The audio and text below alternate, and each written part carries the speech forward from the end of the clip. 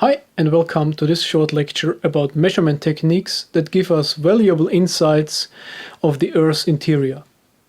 The knowledge how seismic waves can propagate, paired with the capability to measure the travel times of such waves after an earthquake event has happened, allows us to deduce information about the Earth's interior. But let's look at the seismograph record and try to understand what has happened at that site. The P wave arrives first, followed by the S wave, and finally the surface waves reaches this site. As measurements are time-tagged, one can determine both absolute arrival times as well as differential travel times of the different waves.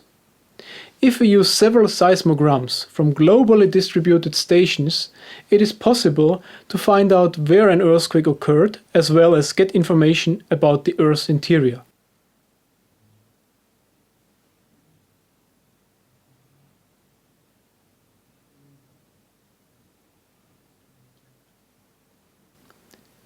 As we see on this sketch, there are several options for seismic waves traveling through the Earth's interior. They can travel through the mantle and core. Some waves are reflected once they reach the surface again.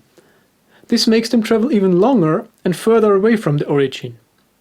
As each travel path will be shown up as a typical pattern in the seismogram, we are able to find out which way a certain wave took, and thereby determine the dimension of the regimes inside our planet. Moreover, as the travel speed is related to the mechanical properties of each zone, we can also model properties of the materials deep inside our Earth. Earthquakes are natural seismic sources, but it's also possible to stimulate seismic waves with artificial sources.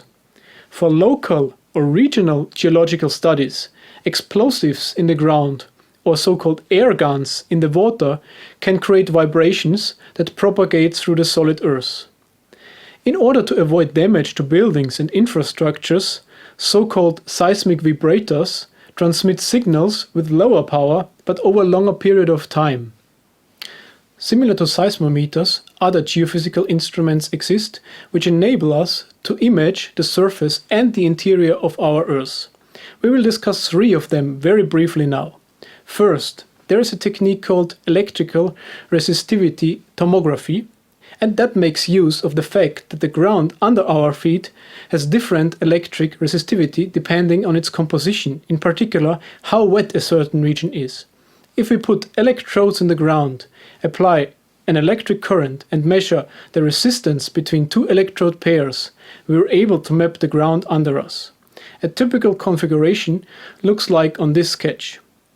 Current is measured between probes A1 and A2, and the voltage is determined between B1 and B2.